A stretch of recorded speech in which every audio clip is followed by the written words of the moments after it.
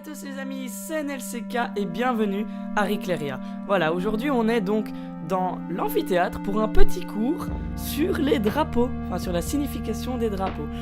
Donc oui voilà, je vais commencer une petite série de vidéos sur les drapeaux du monde, leur explication, pourquoi ils ont été faits comme ça.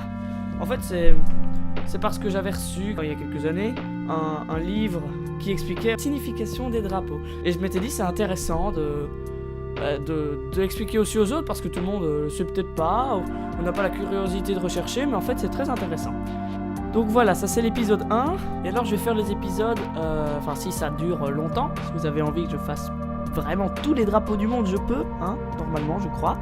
Je ferai les épisodes en tout cas par continent. Donc là j'ai commencé par l'Europe parce que c'est logique et donc je fais d'abord toute l'Europe peut-être avant de passer à autre chose, ou au moins les pays principaux de l'Europe que tout le monde connaît. Et donc voilà, ici je vais commencer par 4 petits pays, voilà. Et je précise juste que mes sources sont bien sûr Wikipédia et ce livre en question qui s'appelle Les drapeaux du monde de Sylvie Bednard. Donc on va commencer tout de suite. Alors je commence avec la Belgique. D'abord petite information, voilà, la Belgique, sa capitale c'est Bruxelles, on connaît.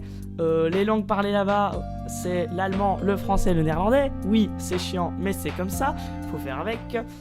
L'hymne national c'est la Brabançonne, hein, normalement pas mal de gens la connaissent. Et la fête nationale c'est le 21 juillet. Donc son drapeau, noir, jaune, rouge en bande verticale. Il s'inspire des armoiries des ducs de Brabant, donc c'est un lion d'or sur un fond noir et à la langue rouge.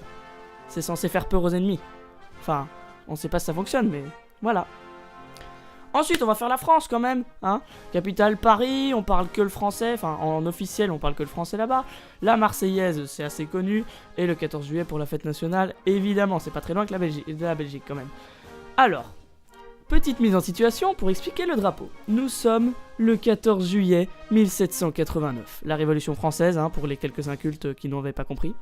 La prison de la Bastille, au centre de Paris, est prise d'assaut par les révolutionnaires parisiens qui portent un insigne rouge et bleu, qui sont les couleurs de Paris.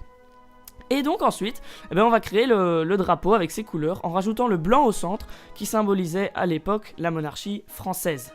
Et il est peut-être important de rappeler la devise de la France qui peut aussi symboliser ces 3 couleurs, liberté, égalité et fraternité. Pays numéro 3, l'Italie, capitale, Rome, on y parle bien sûr l'italien. Attention, hymne national, petit accent italien, je vais essayer. Fratelli d'Italia, ça veut dire les frères d'Italie. Alors, ces petits méchants ont 2 fêtes nationales, c'est pas gentil, le 25 avril et le 2 juin. Voilà, et alors leur drapeau, vert, blanc, rouge, toujours en bande verticale, il est inspiré du drapeau français, en fait, mais ils ont changé le bleu en vert, qui est la couleur de l'espoir. C'est tout. 4e et dernier pays pour cette vidéo, je sais que ce sera peut-être un peu court, mais j'ai pas envie que ce soit un format trop long, et voilà.